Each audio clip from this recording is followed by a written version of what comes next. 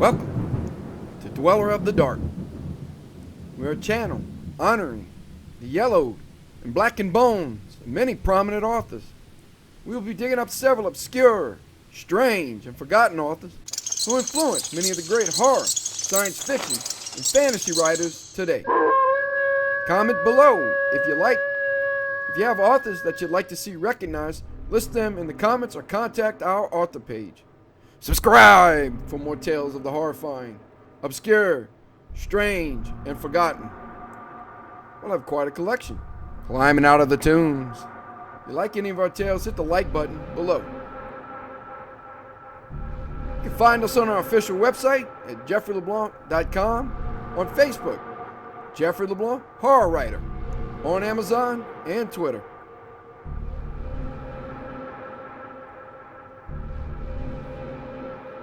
There are writers that write horror stories. Then there are those who write to horrify, to unnerve, and to terrify you. We want to leave a lasting foreboding of all things in the dark. We are moving in that direction, armed with the skulls and bones of the greats such as Isaac Asimov, M.R. James, William Blake, H.P. Lovecraft, and many, many more. The dimensionless beyond, the fog-filled swamp, the lonely church, and the quiet crypt are our playground for all manner of the supernatural. But do not be fooled that we threw together tired, anthropocentric prose or worn clichés. It's sure folly to think we went for that easy jump scare. No. Our stories are winding, spidery staircases of the terrifying. They are clawed, speculative horror labyrinths of Machen, Poe, and Lovecraftian design, with a menace that stays with you long after you've finished reading our works. The Masque of Death is Not Read is a brief story by Jeffrey LeBlanc. This is his first science fiction horror story, written in 2019. The story has received great reviews and is pending for approval with some legendary literary journals. The brief, original short story will be published in a future anthology titled Fire, Lightning, and Scurrying Things, set to be released in August of 2019 by Cloven Hoof. The short story focuses on Isaac Asimov, a brilliant, dying scientist who has developed a cure for AIDS using the power of subatomic particles. He tests the treatment on himself to tragic, world-shattering consequences. Will Isaac's treatment be a cure or a hellish curse? Can Isaac learn to control his abilities and stop the dimensionless demons from beyond? Or is Isaac destined to be the destroyer of worlds? The Masque of Death is Not Read by Jeffrey LeBlanc. Chapter 1. And darkness and decay and the Red Death held illimitable dominion over all. Edgar Allan Poe. I am terrified of storms these days. More than death, I fear the crack, sizzle, and rumble of a thunderhead. With panicked alarm, I know the furious force of a storm's massive electrical power. Dark is the realization that above me is over 2 billion watts of power, more than a nuclear reactor. It's enough atomic force to destroy all life as we know it. Lumbering roars of purple thunderheads send spine-tingling chills and shudders. Brilliant, skull-white arcs and the crash of neon-white blasts cause me to coldly sweat, and my heart to furiously race in panic. But these aren't even close to the lurking trepidation of those ominous black shadows shrouded within tomb gray and ghostly white storm clouds. Those frightening and ghastly shadows that I know hide ancient evil from beyond our universe. Hellish, immortal, dimensionless entities I know are darkly cloaked in those forbidden thunderheads. Electrically entangled and writhingly coiled inside the blast of lightning, ready to strike and destroy our world. Before my dark knowledge of demonical storms, how horrifying I once thought of it was to know all things die. Learning death's eventuality, I lament it, and lugubrious discord to others my loathing of this concept.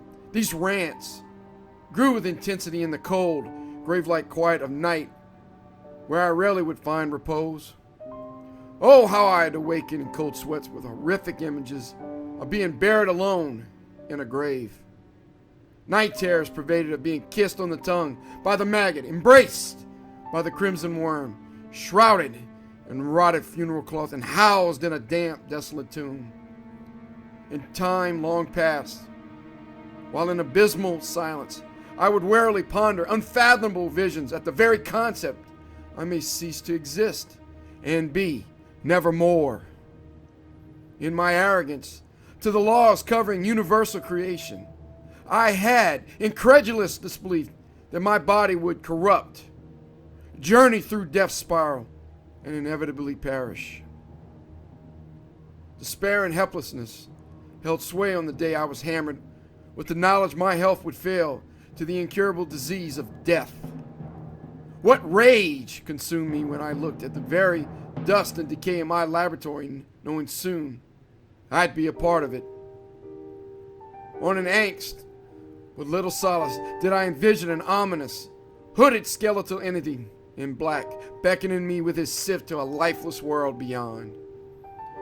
Armed even with my vast knowledge of all things in heaven, on earth, and inarguably all philosophy, did not prepare or console me for the shock that the cycle of life to trigger replication, be born, live, and then die, must be obeyed, was to me in those days pure folly, and most certainly some form of divine joke.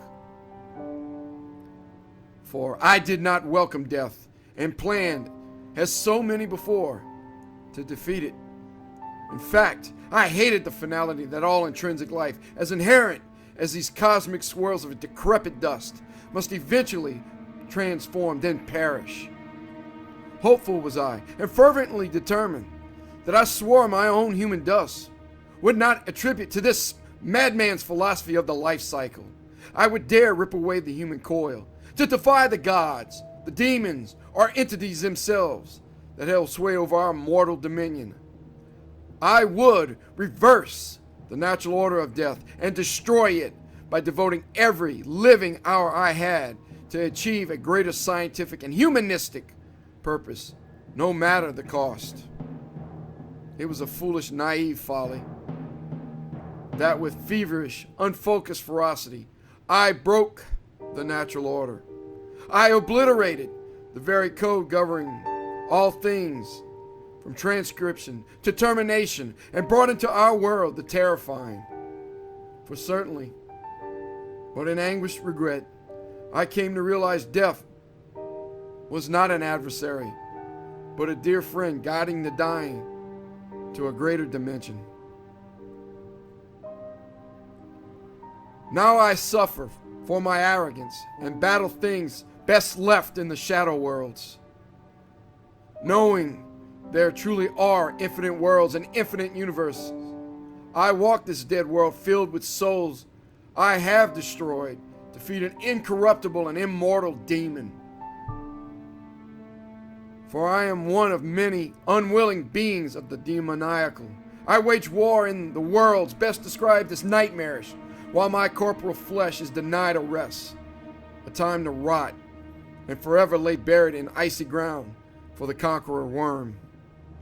In my rage, blind to the lessons of all manner of theology, psychology, and the limits of the medical sciences, I have courted and found the vast wasteland and prison of immortality. Going back to the genesis of my mistake, how I foolishly loathed my death sentence and rebuked it, Chilling false words came from the tall, gaunt Dr. Allen Davis, my family physician. Chain smoking marbles as he delivered my life-changing news. The detestable doctor launched my initial war with the statement, Isaac, you have human immunodeficiency virus, HIV. I know you understand the ramifications. And sadly, Isaac, it's advancing quickly to AIDS. Are you sure? I asked, stunned. Yes, I'm afraid so, my friend, he said. Confirmation with all the compassion of a car salesman. Dr. Davis's cursory words, it gave no hope and went immediately to an assumption that I would undoubtedly live no more. Callous were his words, devoid in all humanity, Dr. Davis said. Isaac, your immune system has failed. Maybe it was not your fault, or maybe it was. We don't know how. If it were anyone else, I'd suspect promiscuity, drugs, or aberrant behavior. Incredulous, I asked. But I don't understand, Dr. Davis. This is some mistake. You're joking, right? I wish it were, son. I've known you, Dr. Isaac Abramovich, your whole life. You're one of the most disciplined, meticulous people I know. Some would say you were too conservative and have a stick up your butt. Shocked, I continued. How, Dr. Davis? Is it something with a heart attack? I've never put myself at real risk. Dr. Davis' brows furrowed in skeptic disbelief as I continued. Okay, Doc. I did stress out and had that heart attack 5 years ago, but the tests before and after, my blood was normal. Even after the bypass, I was normal. Yet, here it is, my friend, HIV, which we both know will lead to your eventual acquired immune deficiency syndrome and death. He sees me wince at his brutal words, but continues. I'm not saying it's your fault. Off the record, your infection most likely came from the blood transfusion during the bypass, Isaac. I'm truly sorry. Thank you, doctor, for telling me I'm a dead man. I clenched my teeth as I said the words angrily. Dr. Davis puts a hand on my shoulder and gives me the sympathetic look assigned to the dying while saying, I make no excuse of saving your life, Isaac. And I'm sure Dr. Steinberg feels the same about performing the heart bypass. I do blame and recommend you sue the stupid hematology department giving you the tainted infected blood. Sobbing and broken, I say. What good will it do? Then the harshest and most vile words come from Dr. Davis, this physician whom I once respected. For you, nothing. But for some other family or charity, the money might save a life, Dr. Abramovich. And if there's one thing I know about Isaac Abramovich, you save lives. I stormed out of his office, then recalled his words as I got to my car, kicked the vehicle furiously. I cursed on my drive home with incredulity and rage. Somewhere near a park outside New Orleans, I pulled over and turned off my vehicle. For me, in that instant, time briefly stopped. I broke down, crying, succumbing to maddening despair. After a few hours, watching 500-year-old oak trees swaying in the breeze, bluebirds singing, and people running or picnicking, I recovered. I started the vehicle after rubbing my eyes and blowing my nose, and drove home. Driving home, I noticed the life around me. In greater detail, I was gaining a profound appreciation since learning I'd be gone from it soon. It was not quite nostalgia, but more of a yearning at what I was losing. I'd missed touching my Sally. I'd missed the smells of cayenne and coriander from a crawfish boil, the taste of muscadine wine while laughing with my wife, Sally. I'd missed the laughter with family and friends. Sally's smile while dancing to good music like Wayne Toops, the Platters, and Sam Cooke. Heck, I'd even missed the frustration of bumper-to-bumper traffic like now. The journey to go inside the house took forever. Just to walk up the slate sidewalk past our beautiful red, lavender, and pink rose garden caused numbing trepidation. I would have to bite the side of my mouth to keep from crying once I got into the house where Sally waited. On I prepared, heading up the porch stairs, hearing the click of my heels echoed on the longest walk of dread in my ever-shortening life. All I could think and say on the walk was, is there ever really a way, a process, or even a book for preparing the love of your life for death? Honey, is that you? Sally's voice was as warm as butter on sliced bread. I hung my coat, knocked the dust off my feet on the doormat while saying, yes, Sally, I'm back from Dr. Davis's. What's for supper? As if I could eat now. Oh, silly, it's meatloaf night. Wash up and I'll have everything ready when you get back. I heard her moving pots and closing the stove as she spoke. I was planning to do just that. Keep everything normal a little while longer with us. I said back to the hardest working woman I knew, yes, ma'am. I'll freshen up for my favorite gal. You're such a nut, hubby. Now get. She gave me a nod and I headed upstairs to wash. Oh, honey, what did the doctor say about the muscle aches and weight loss? Sally had hooked me with the big question before I hit the first stairs up. I stopped with my mind racing. Sweat poured on my brow as I shook, thinking, not much, Sally. I have HIV. Might have given it to you and I'll be dead this time next year. But I knew I couldn't approach her that way. So I said the customary words to bring fear in anyone married. Sally, we need to talk. Sally's request and other dear friends, I performed my own detailed tests with all manner reagents and sophisticated home analyzers to exact the same confirmed findings. I retested and reconfirmed my disease findings and sadly watched my skepticism erode. Sally, by some divine miracle, had initially tested negative. I explained to her, as we both were sobbing happily, that it'd be 7 years before Sally would know with certainty she was totally disease-free. The undeniable truth that Dr. Davis's test had been accurate and that I'd almost infected the only woman I ever loved spiraled me down into a world of depression, philosophical chaos, and utter hate. It was inevitable that one night, while Sally slumbered alone in our bed, that I paced in my rudimentary home laboratory, that I guiltily decided to abandon my wife. Sally deserved better than me, and I'd need full focus and no distractions if I was to have a shot to cure myself. My broken heart, leaving my shining light in the darkness, my wife, thrust me with maddening force into my work. With psychotic rage, I researched and tested my comprehensive knowledge of biochemistry, biophysics, and knowledge beyond the limits of all mainstream scientists. Had I not gone a little insane in this endeavor, I would not have reversed the irreversible and inevitable death. Without anguished belief, my indomitable will, and the power of my hope, I would not be here now. I must confess a secret irony in my diagnosis of HIV.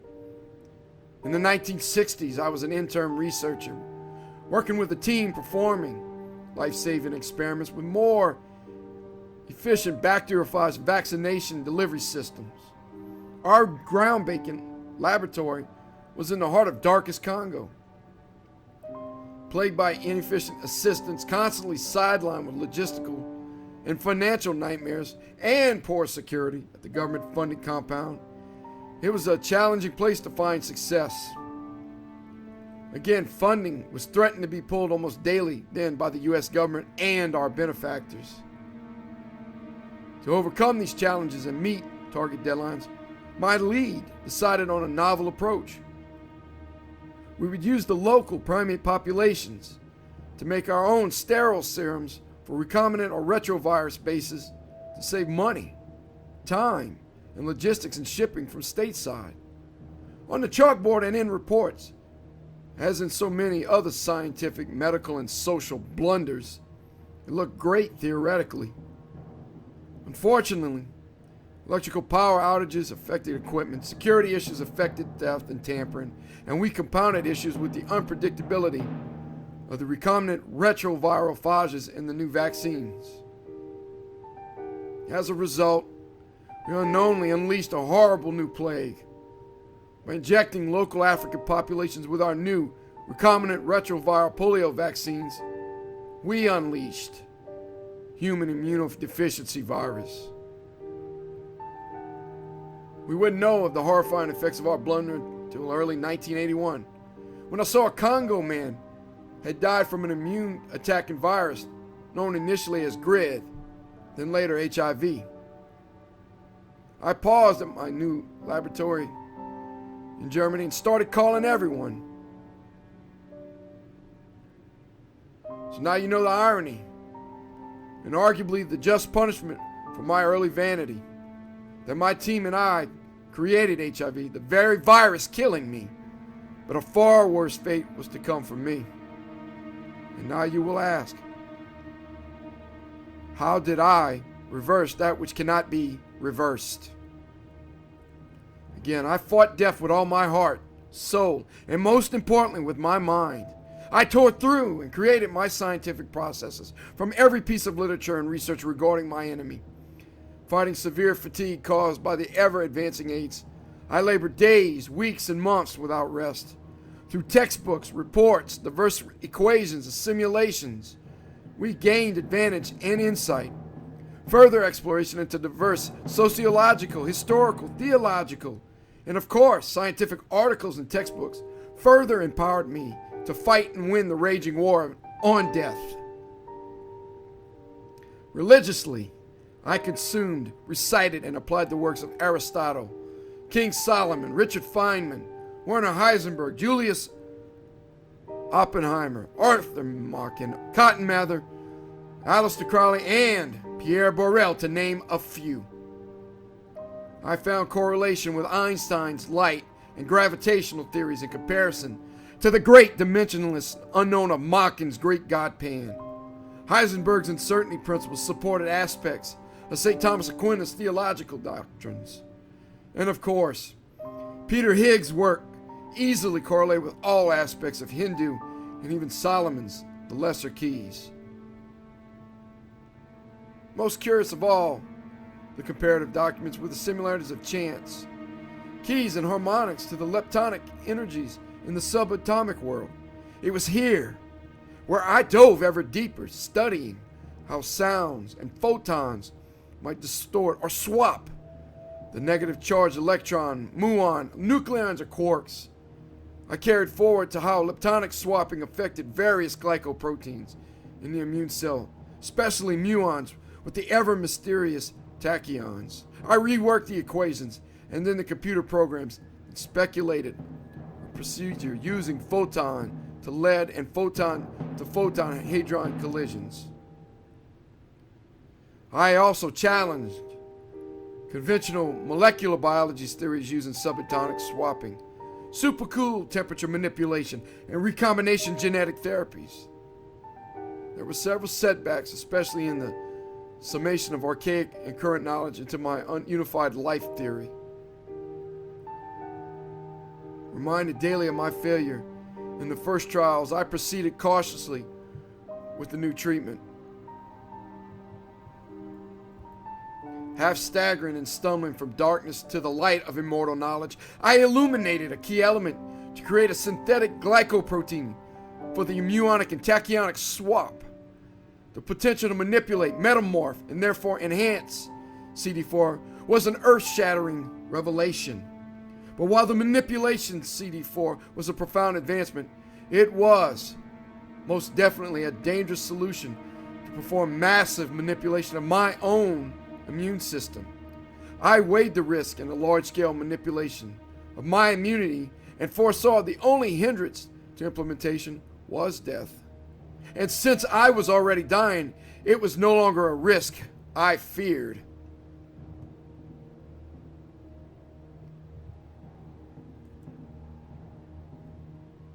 Finally, I started to see my way to a potential solution. A key was the use of powerful subatomic muonic displacement technology in combination with stem cell nanotechnology enhancements. This theory aided me in creating a genetic manipulating subatomic collider that would swap out the weaker glycoprotein known as cluster of differentiation 4, or CD4, with a synthetic HIV-resistant one at a smaller scale than HIV. The challenge to my new solution was the two distinct HIV lentivirus species inhabiting my CD4 now. In the initial trials, where I tried phage and retroviral therapies, I gained initial advantage knocking down the replication of one of the viruses. But at the same time, I went into hypothermia and seizures that almost killed me. The remaining HIV lentivirus, without a competitor, advanced me further to AIDS. Thus I won a major battle, but sadly hastened the end of my war and lost to death.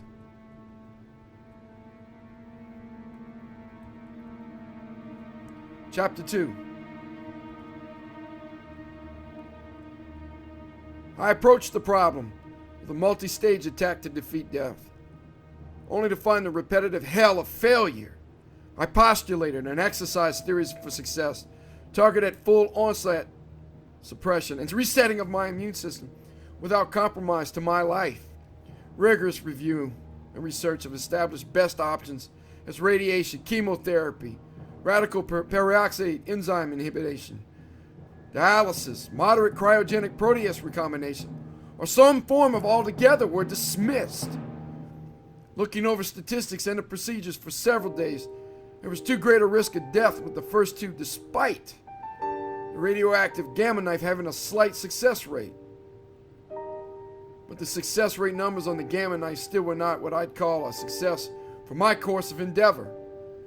Following up on radical peroxidase enzyme inhibition, I noted the process performed great on paper and in theoretical model computations, but in actual trials the toxicity was too lethal. Final discovery, cryogenic protease recombination and amalgamation of all the processes proved again successful in the academic evaluation, computer models, but failed unequivocally in real testing of rats, primates, and other subjects.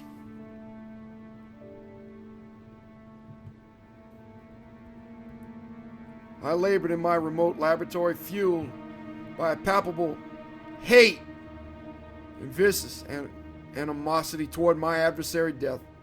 I crushed test tubes, sensors, computers, and volumetric cylinders against walls at the finality of my life, and with each lab failure, destroying a high-powered laser chromatograph when it gave me the millionth false reading on a potential receptor outlier, brought me into a hysterical mad laugh at my foe.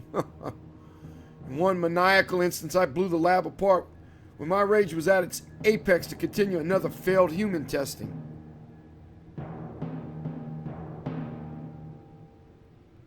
But the worst was to come. Yes, sadly, my madness to win at all costs cost me to do the unthinkable and secure illegally human test subjects to ensure absolute victory. May God or whatever deity might exist forgive my blundering and insane attempts in the latter. I shudder even now at my horrific behavior back then and my unbridled angst in the human trials. When my secret cabal of nihilistic colleagues who financially supported my mortality research sent me my first 10 test subjects, an innocent child, I laughed with joy. I was blinded to finish at all costs my tachyonic and muonic testing on infected viroid tissue. What arrogance and what selfish behavior I demonstrated that carried even into my nightmares. Pulse-pounding terror would awaken me that the collider had been destroyed, or worse, my experiments came to public light. Other ominous images drenched me in cold sweat involved failures of the machine itself to manipulate my CD4 and dying before success. And throughout all these diabolical machinations of my mind, no guilt or night terrors haunted me as I heard the screams of radiation bombarded, injected, or surgically augmented souls now long dead. Where was my humanity, you may ask, when I tested, operated, and dissected newborn or older lives? Why did I force needless death onto innocent lives to understand the nature of the immune system advance the metamorphed immunity theories, and ultimately derive a new course with nanotech stem manipulation. I say in humiliation, my compassion and my humanity became an absentee landlord. A hideous, leering, and lurking creature in that darkening lab, obsessed to possess the vilest evil knowledge for selfish gain. With a spine-tingling chill, I recall how analytically callous and reptilian cold was my detachment when my very life was at stake. For soon, my evil existence would be forfeited to death against my indomitable will. Deplorable were my screams of hated rage at the innocent person seizing, convulsing, or going into cardiac arrest from my thousandth failed nanotech stem cell manipulation. I look back in disgust at that monster who I now shamefully see in my mirror. Even now I ask, yet the thousands of lives that I dissected, interred, and corrupted on my laboratory table warrant such disdain and disrespect. Rhetorically, the answer loudly is a resounding no! I must admonish. Now I most certainly deserve all manner of ethereal or demonical retaliation for my thoughts, deeds, and actions in those evil times. It seemed from the start, nature's power issued warnings while we established and ran artificial intelligence simulations and conducted the final experiments deep in West African jungles with private and governmental funding. Days went where I'd look out my office window watching powerful, foreshadowing storms far from inquisitive scientific and governmental eyes. Thunder would warningly roar from purplish blue clouds while clawed arcs of white and neon yellow lightning pointed accusingly and crashed as I studied neonic cellular replacement strategies.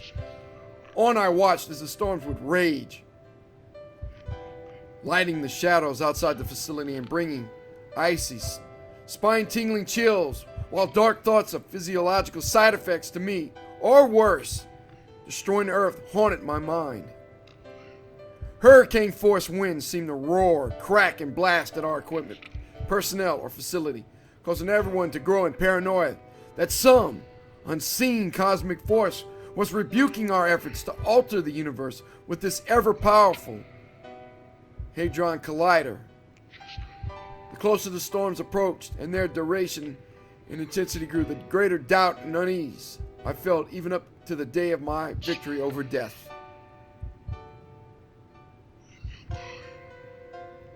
Through sheets of silver rain, the tendrils of ever-growing fog and animal calls in the dense emerald and umber jungles, we headed beyond AI simulations into the final phase, capturing an astounding 70% of the muonic and tachyonic energies on our updated detectors.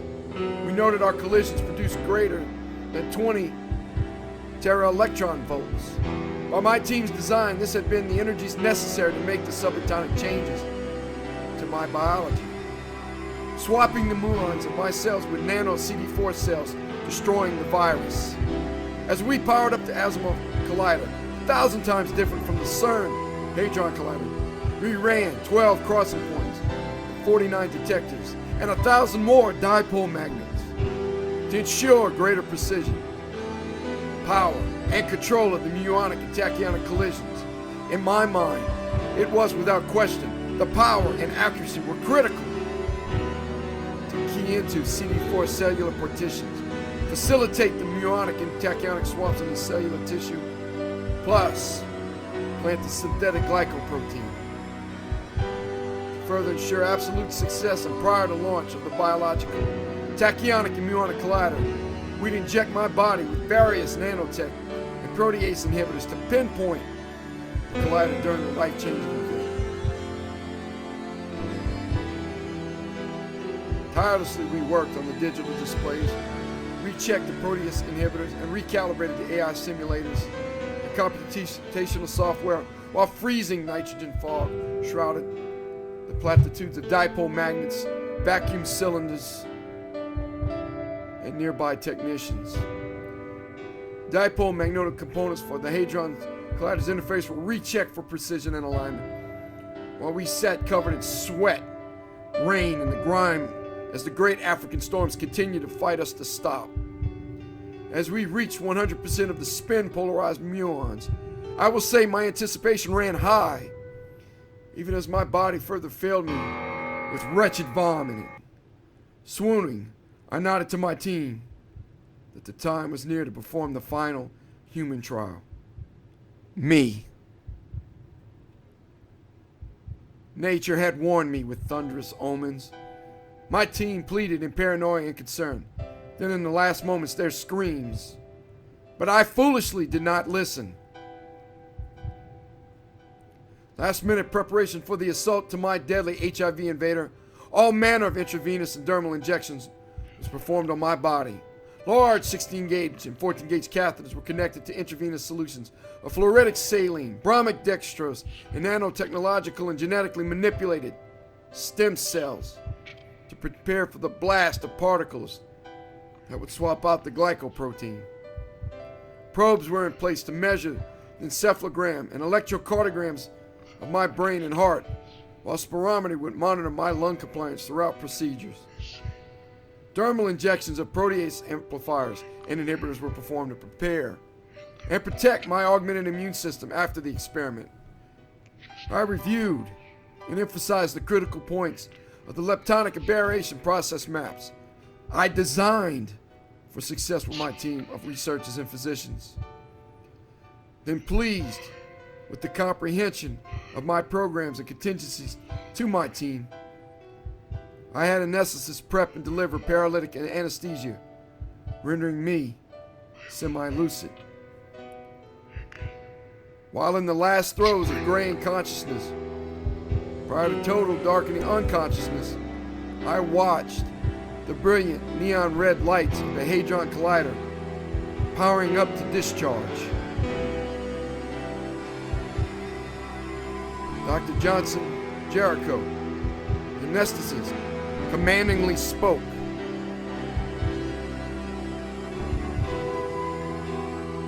Dr. Abramovich, we'll be putting you under. When you wake up, you'll literally be a new man in a new world. I need you to count backwards from 10.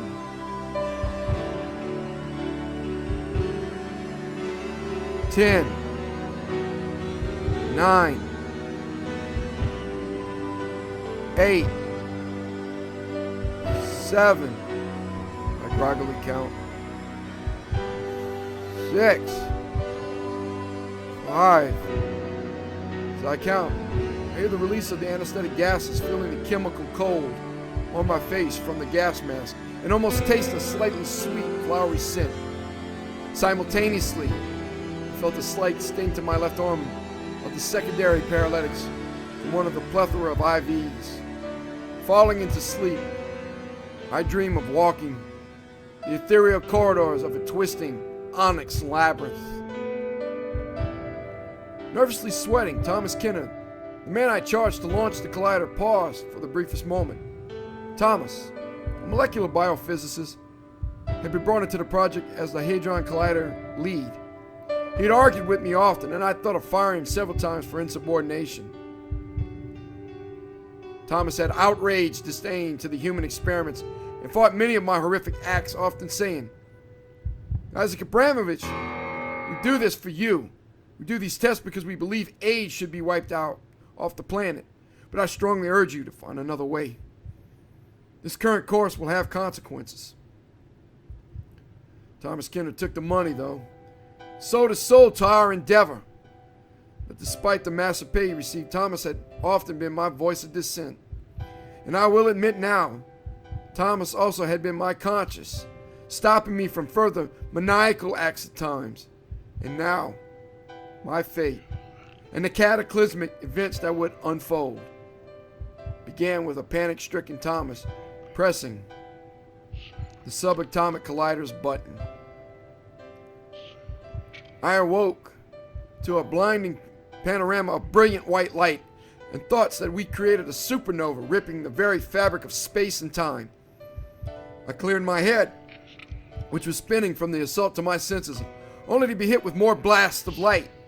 Gradually, I realized we had not destroyed the Earth, but I wasn't so sure about myself.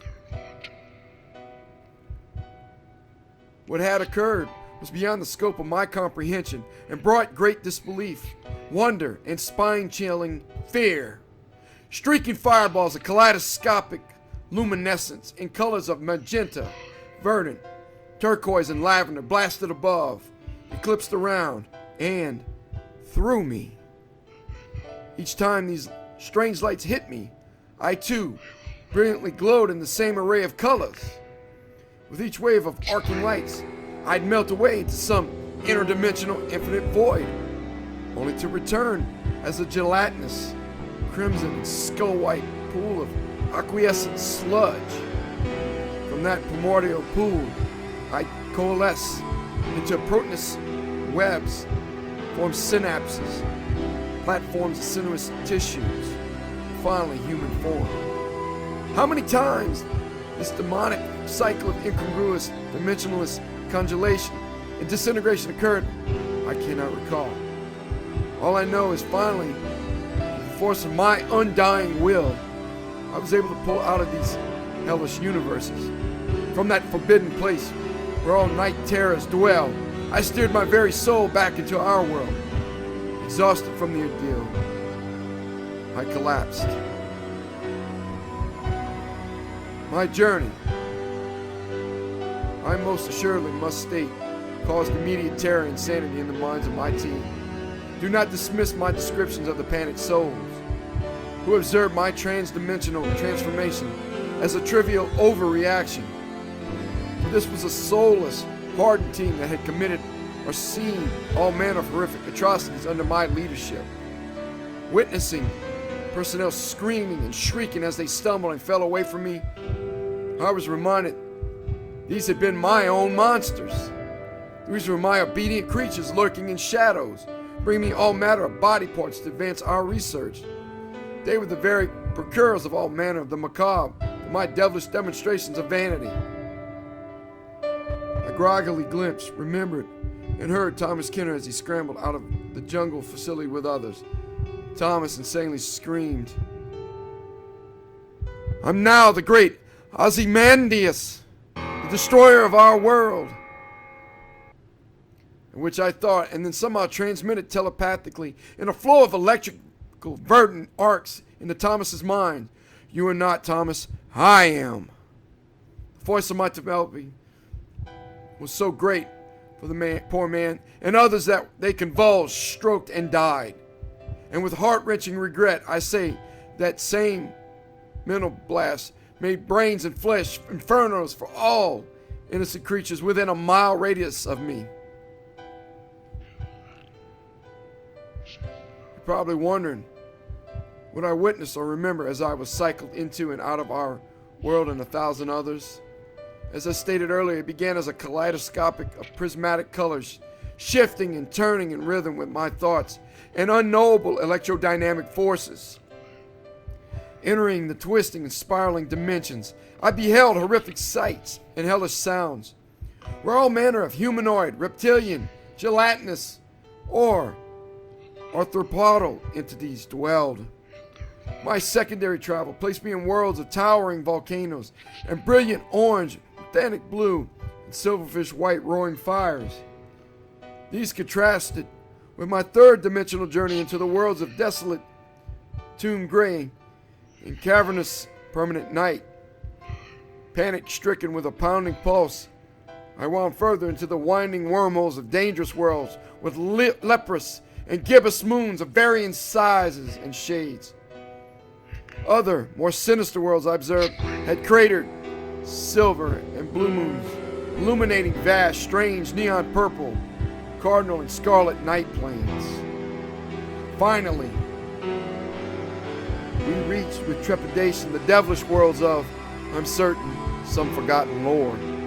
These were the worlds of lurking dread where golden-orbed bat or reptilian-like moons peered as eyes shining through all manner of hideous fogs. Finishing out my trans-dimensional journeys, I gasped at the immeasurable worlds of mountainous crystalline ice and pearl white snow contrasting with seas of sulfuric fire and boiling acid. After having psychically annihilated everything and everyone in the laboratory and compound, I calmed and realized my patient gown had been burned off during the experiment. I staggered awkwardly to the locker area and found my locker with extra clothes inside. Putting on a short sleeve, green embossed logo shirt, I began to comprehend what I'd done with the scattered, decaying bodies. Smelling, hearing, and seeing the immediate putrefaction occurring rapidly alarmed me. I thought as I grabbed more items of clothing and shoes, I'm causing death somehow with my mind, and accelerated decay anywhere I'm in the vicinity of it.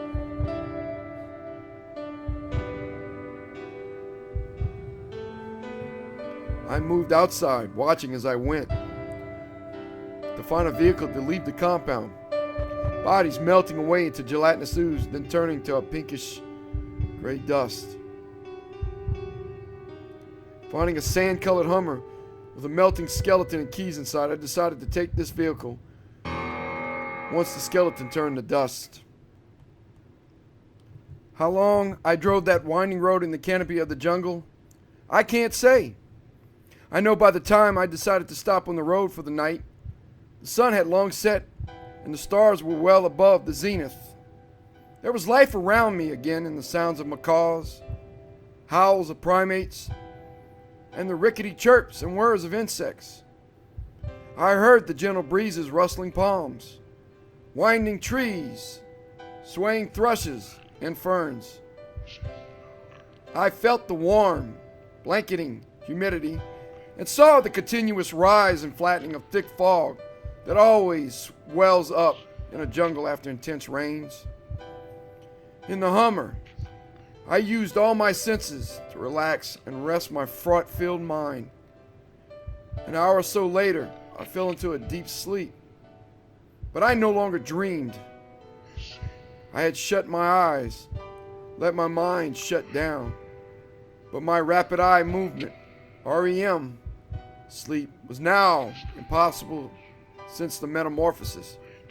My eyes melted away and my visual cortex fell through 1,000 voids, registering limitless starred voids and barren landscapes. On the sentence that had been Isaac Asimov, a formless array of lights remained, while the flesh again became gelatinous, shimmered, and wave-like. Powerful subatomic energies displaced the landscape around me and dissolved the very vehicle I rested in.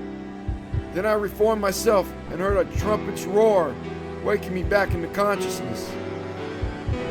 The Hummer had disappeared, and I lay in another world within a cloud of phosphorescent fog. How I traveled to this planet of glowing emerald fog, large quartz structures and trumpet roars, I can't say. Plant life, constellations, and the purplish turquoise moon were the clearest indicators I was no longer on Earth. In a ghastly fear, I witnessed silhouettes and long shadows and immeasurable sizes, weird shapes of curious biology with unknowable numbers of appendages and eyes. 1,000 feet or greater, for I had no reference point, I saw one of the originators of the trumpet roars. 12 horned, covered legs shifted the great sea of fog to reveal the abomination of this unknown universe. The skin of the great beast, from the glow of the strange fog, was umber and rhinoceros gray, riddled in leprous patterns. Aged this monstrosity was, as I saw, neon yellow, emerald green, and crimson lichens, and great swaths of moss growing in forests on its skin and horns. The legs moved as an arachnid or massive crustacean, lumbering without care or fear. Moth-like wings in sets of 6 hovered and sent gale-force winds toward me and dispersed more fog. But the fog cleared. I saw the head and torso of this nightmarish thing. Spines, like a porcupine, but hundreds of feet longer, dripped acidic venom. below, onto scurrying giant centipedes following the beast as a parasite. 20 ochre and magenta proboscis extended from a triangular onyx head that all held twisting horns and sharp spikes. Dozens of wasp and fly eyes were attached on that triangular head between the proboscises. As it went past me, I saw gills near the spines on the triangular head filled with air, then blast that ear-splitting roar. It was during the trumpet roar, after taking in more bat-winged and slithering creatures, that I forced my will to push me back to the safety of my world. Somehow I made it back to the seat of the reformed Hummer. As I cleared my head and steadied my heart to avoid any further misadventure,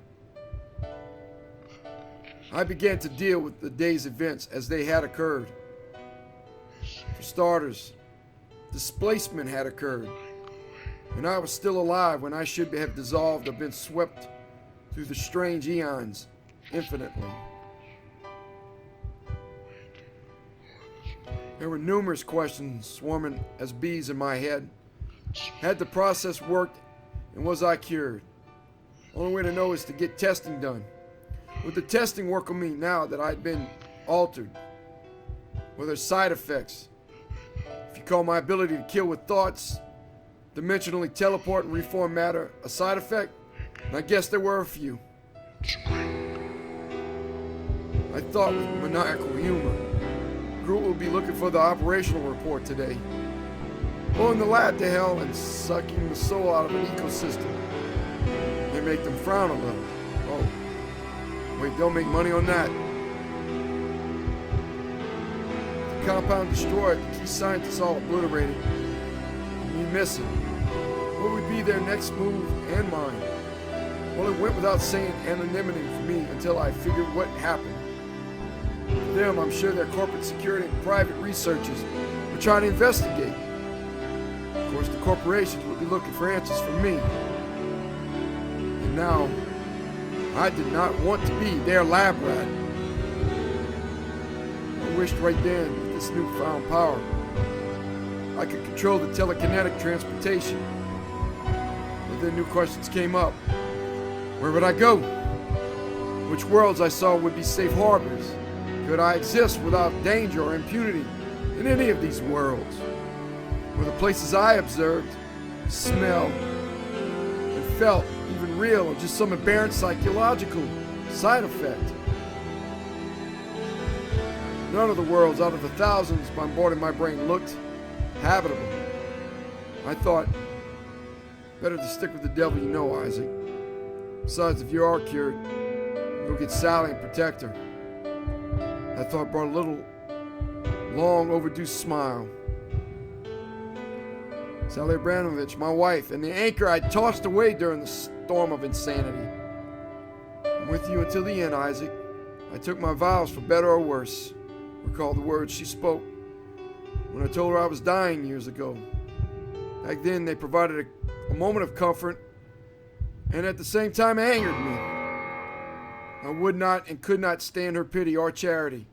I know even as I write or say these words, my emotions and actions were irrational, and one might forgive me for the behavior. But in an infinite list of regrets, I put leaving her alone to face the very potential prospect of death caused by me at the top of the list. When her subsequent testing came back positive 2 years later, long after I was here in this jungle, did she hate me? For me, Sally's hate and outrage would be an expected response. Or did she, Sally Abramovich I was married to for 40 years, hope I was alive working to find a cure? Did Sally know if anyone could cure AIDS, it was Isaac Abramovich? Sally, I did it. Now I can go home. I smiled, started up the Hummer, and made the long trek through a rain-soaked lane towards home. I reflected at Eco Hotel down in Lagos, Nigeria, on my journey back to New York, What a selfish, egocentric man I'd been. While relying on my local contacts in Nigeria to secure documents and a flight for travel, I took a seaside walk at Snake Island thinking why I thought of only myself. As I smelled the banana palms and heard the parrots call, I thought of my wife. Sally had been my world out of all these infinite ones. I tossed her away for what I thought was a higher priority. It was folly and utter stupidity. If Sally was alive, I'd lost years with her. Even if we both were ill. Regret would seep back in, especially after realizing the culmination of my work had literally stolen my soul. It was a mile into the nighttime walk by the ocean, while smelling the pungent smoke of raging campfires, that I felt and saw something. It began with the pinprick chills all over, then burning shards of pain in my head. I cramped and convulsed and vomited from the effects, down on my knees in the yellow-white sand. Writhing waves of fire engulfed my body, and villagers seeing the event fled in terror. The sky blue and purple fires lasted moments while turning to ash my clothes. And between one of these throes of pain and fire, I saw for the first time a demonic shadow slithering out of some abysmal void coming from the darkest part of the coastal sea. Bat-like wings and twisting spidery tentacles silhouetted the shape while I received a second blast of flames. This collective pure evil twisted and shrieked as its shadows continued to crawl from some nightmarish place. Somehow, in my journey, or at the event brought by my metamorphism, I had called this abomination. And it terrifies me to think this way, would weaken the layers of all dimensions, allowing this evil and others to enter. I prayed deeply in that moment that we had not torn the protective woven fabric of space and time. For what horrific events would unfold from the release of these blackest pitch monstrosities on our innocent world? I tried to send it back with a blast of my mind. The shadowy spider sent back another round of stabbing pains and blistering round of blue flames. When it had stopped momentarily, I roared a brilliant white-hot thought, banishing the beast back into the beyond. The thought and rage were, "Go away now!" I saw magenta, neon yellow, and spectral white lightning blast from above, below, and around the spidery shadow. I heard its shrieking screams, then watched the haunter of dark realms leap and scurry back into its hellish world. Somehow, in some weird way, I knew this spider shadow and others from Tartarus and the worlds of infinite night would be back. And I might not be so lucky next time to send them away. I would need to practice focusing this mind and world-shattering force of my will to weaponize it against them, and pray I did not destroy my own world in the process of learning to harness its power.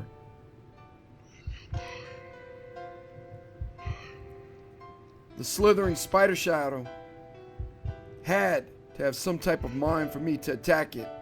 The silhouette had to operate on some universal governing force of sentience. Otherwise, I conjectured, I would not have been able to attack it. I concluded, in theory, mind you, that although the spidery tentacle shadow had all the elements of the supernatural, I could banish it. Further, from an anthropocentric prosaic point of view, the devilish deity had the corporal or mortal Achilles heel.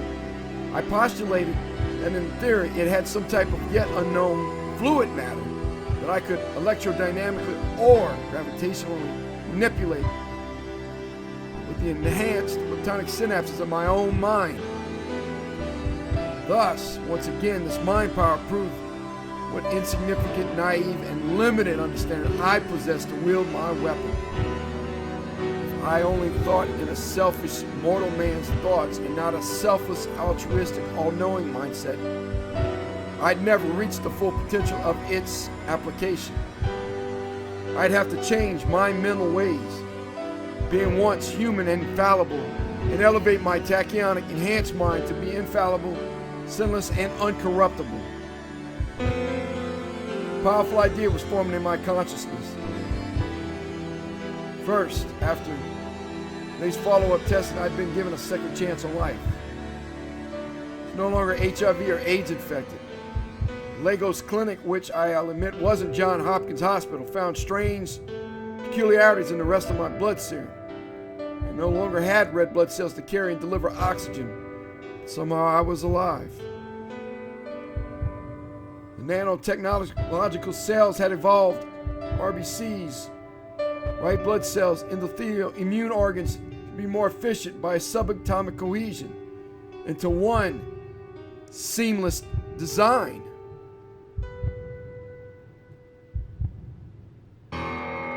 In other words, RBCs, WBCs, and organs were systematically scaled down but simultaneously enhanced. Stunningly, it was now an all-in-one, perfect design allowing for maximum use without any potential energy losses in the cells.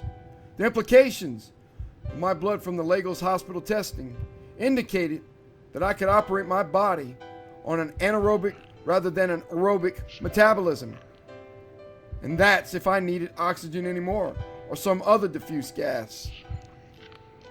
If I could, I needed to get to my private laboratory stateside as soon as possible.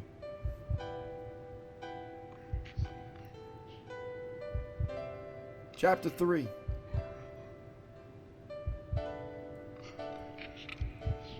Joshua Isoku brought me my documents and naturally needed payments for everything. Mr. Isaac, my dear friend, how are you? Smiling, he saw something was amiss with me. The lanky 6'4" attaché, one of my most trusted inner circle guys. Well, Joshua, I'm worlds better. So he had a folder of the documents I need to fly. So no problems, no questions? No problems or questions, Isaac. I have your passport, driver's license, and social security card as requested. William Wilson, will you be coming back? I saw and really knew he was sincere. I lied to him. Joshua, I need to put out a few fires, my friend. Be back to finish our work when I'm done. Please stay safe, my friend. I saw him look surprised that I was walking away without paying him. I forgot a normal human transaction. It would be the last as I evolved forward into immortality. Mr. Wilson, did you forget? He put his hand out and looked perplexed and slightly embarrassed. My goodness, Joshua, I did. I concentrated on his words and gestures. He needed something. Money? I clutched my left hand and thought of all forms of recompense on 100 of worlds. In the briefest moments of our exchange, which for my new mind, the moments could be termed as millennia, I cross-referenced the best way to help the man. I determined a currency appropriate and said, Joshua, I hope these will do. I cannot accept this much for so little, Mr. Isaac. I nodded emphatically and made him take the currency. But it's $1 million! I walked away saying, my friend, you earned it. I stood in line confused but hopeful to be going home. I knew I needed to follow the chronological order of human life. Travel mechanically was a necessity to me, remaining in a human mindset. But the key driving force of my hesitation was fear. It was an instinctual dread toward bending the laws of physics for my own gain. I knew now with each passing second there was a higher force behind the subatomic that demanded balance. I chose to bend time and matter. To move through the simple 2 and 3D spaces I might overshoot and end up in the wrong time. The wrong multiverse, or worse. Those abysmal dimensions where all manner of unspeakable, demoniacal forces lurked. Mister, are you a ghost? You look like a sad one if you are. A little Goldilocks looking girl, couldn't have been more than 5, said these words. Her words gave me a start. I play along. Do I? Why do you say that?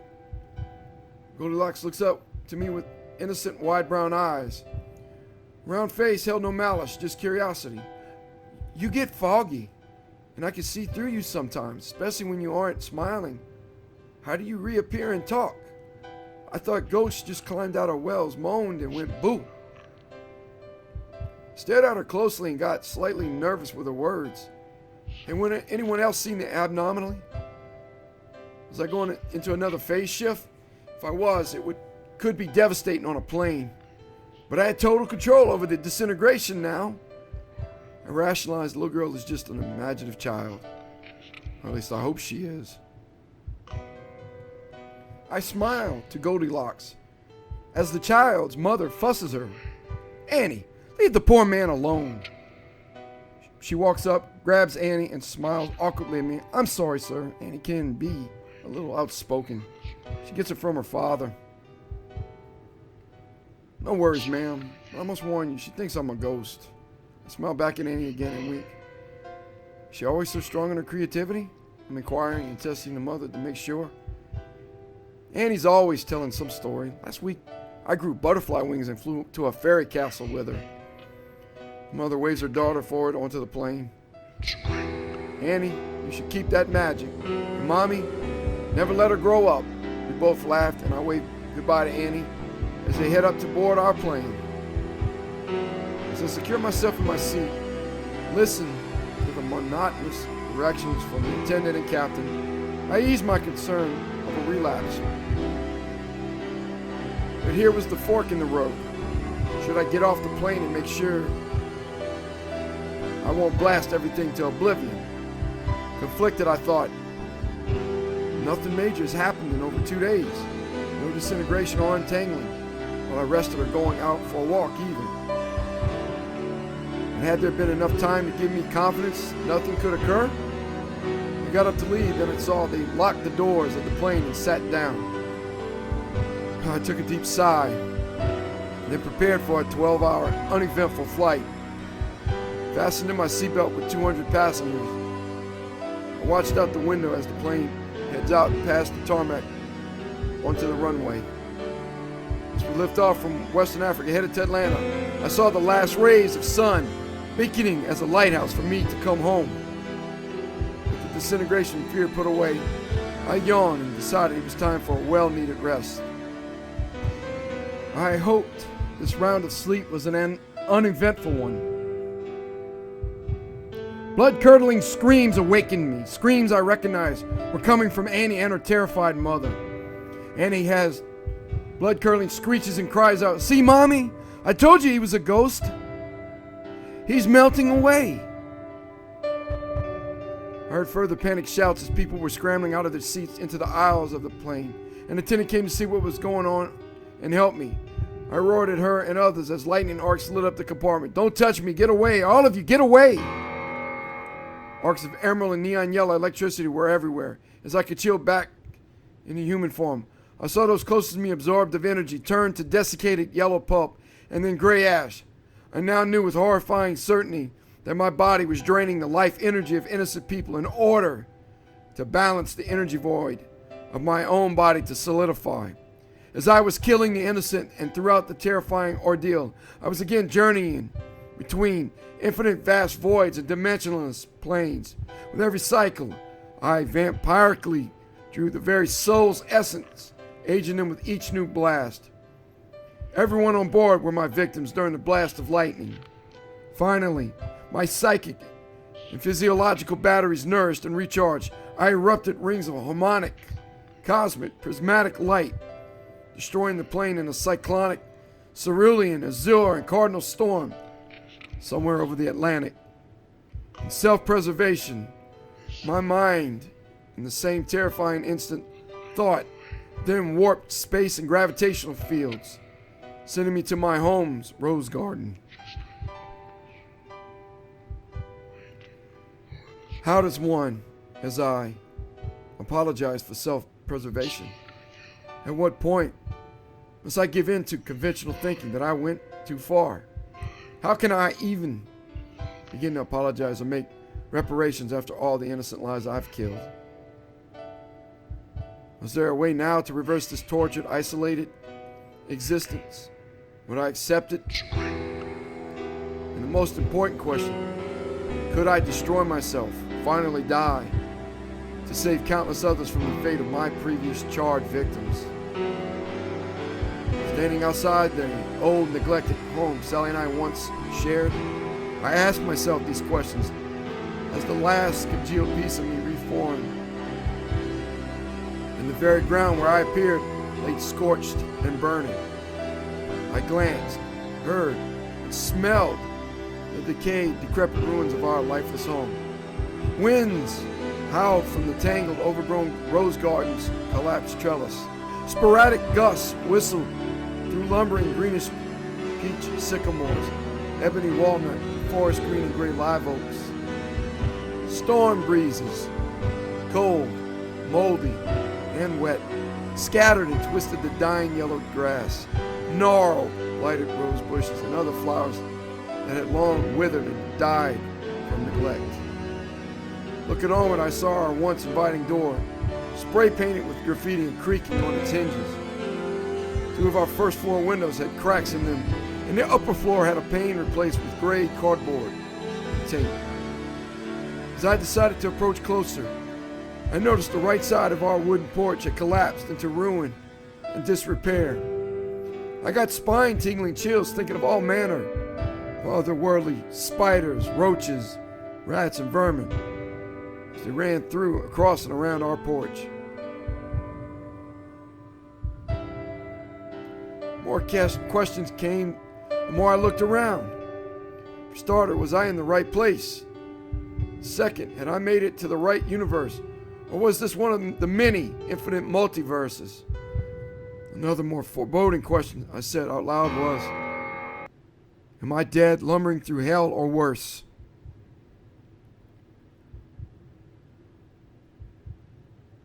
Would I, when I opened that broken door, find my wife decayed, mummified, speaking the secrets of the abandoned dead?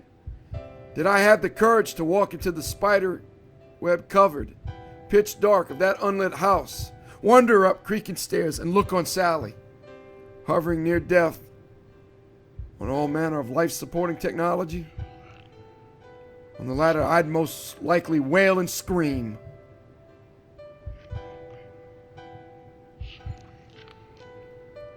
As I went to walk into the house, I noticed something eclipsing the sun. For some weird reason, I heard a haunted song playing that I hated.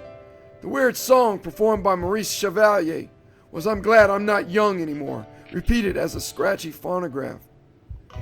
Alan J. Lerner and Frederick Lowe's song seemed stuck on one continuous line, wailing, "Forever shorter than before." As I approached the house, it repeated again, even louder, "Forever shorter than before." So I went to open the door and go inside. The scratchy record jumped to a booming final ominous line. "Lady, goodbye!" I pushed the creaking door and went inside. Trash littered the floor, plaster fell from the ceiling, and the smell of mold and decay was everywhere. I noted sheets of burgundy and lavender wallpaper had peeled down in all the rooms, spots of black and gray lichens replacing them. Mountainous piles. Scurrying spiders and other bugs moved in and out of several crumbling rooms. Looking into the dining and living rooms, I saw cracked and rotten lumber and fallen through several collapsing walls. But the worst thing I witnessed in our former home was animal and human feces covering the floors, stairs, and some areas. There was no life here. I heard a phantom from my past. "Isaac, is that you? It's been a while, honey. I'm dead because of you. But we can get through this." I saw worms squirming out of Sally's eyes and maggots drop from her mouth as she said the words. I even smelled sulfurous decay as I heard the rat-like scraping of rotted feet dragging up to embrace me. I heard leathery creaks from arms reaching out to me. It was a nightmarish illusion. Sally no longer lived in this pit of decay. And I could feel she did not exist in this universe anymore. But maybe one day I could go to another and see her. Or if I did, my instincts or premonitions alarmed that tragedy would surely follow. I would have to think carefully and decide, should I go to one of the thousands of versions of Sally in their universes? I knew I ran the risk of killing her with this accursed, immortal soul-stealing power I possessed. Leaving the dead house, the haunted tomb of Sally and Isaac Asimov, I noticed the sun was in full eclipse. It was not a cloud or even the moon eclipsing the sun. An immense opaque silhouette with 40 or more tentacled arms and legs blocked the brilliant sunlight. It was more apparition, a ghost, specter, or demon trying, as I had done, to congeal into solid, organic form. Psychically powerful was this shadow tentacled monstrosity in its weakened form. The power would be limitless, and this tentacled shadow made its way here. I had to stop it from entering our universe. As I concentrated and focused my mind to send a banishing rage out to the shadow kraken, something made me pause. Multiple shifting humanoid shadows appeared to me. From above me, around me, and climbing up from the very ground itself, the shadows took form into transparent but identifiable people. Laboratory scientists such as Thomas and others whom I had torn their souls from their bodies. The rest, of course, had been the people on the KLM flight. Little Annie, from her doll, shrieked accusingly with running tears. Now I'm like you, a ghost. The mother of Annie, her name now telepathically sent into my consciousness as Selma Hodgkins, screamed accusingly. You killed my Annie. You killed me. And you killed my unborn child, monster. I fell to my knees, stunned in heartfelt agony and ashamed of my murder of these poor souls. On they came to torment me, accusations as I curled up in a fetal position, letting them do their worst. Somewhere out there in that nasty ghost, I heard an inhuman bellowing laugh. The ancient tentacle abomination had used my guilt against me, conjuring these ghosts. They were not real, and the abysmal creature's own creation. It fed on my torment to tether, anchor, and climb further into our universe in that dimension where all devils lie. This unimaginable deception made it ever easy to send all the force of my loathing at this lurker from beyond cosmic hell. I said as I banished the horrendous beast, though I have walked through the valley of the shadow of a boring monstrosity called you, I fear no evil. I laugh a lunatic's laugh. Ha ha. Continue. Though I did fall prey to your deceit briefly, but I will never fear your evil tricks again. For I am of this world, and rage is my power. Tell all your friends I will burn them back into the realms beyond if they come through, as I have done to you.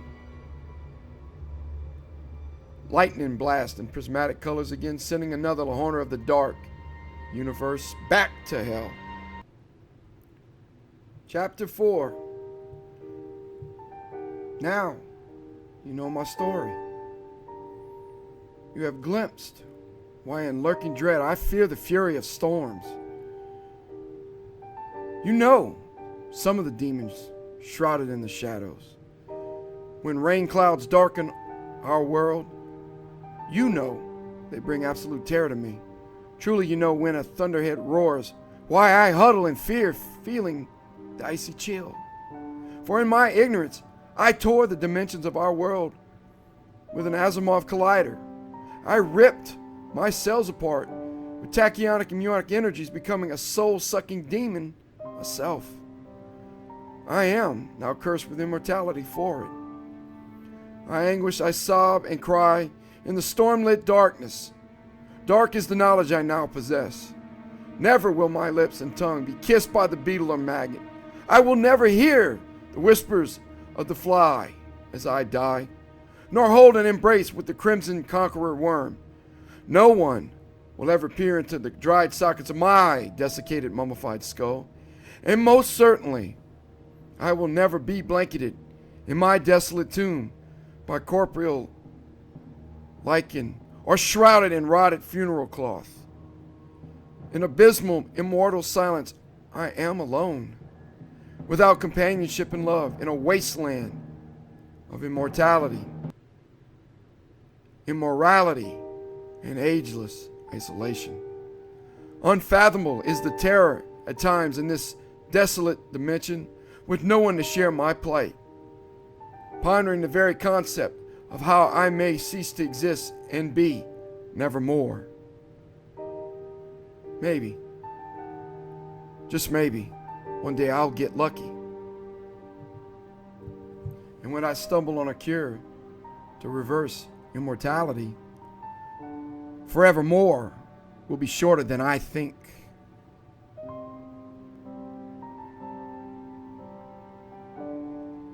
Thank you for listening. Have a good night.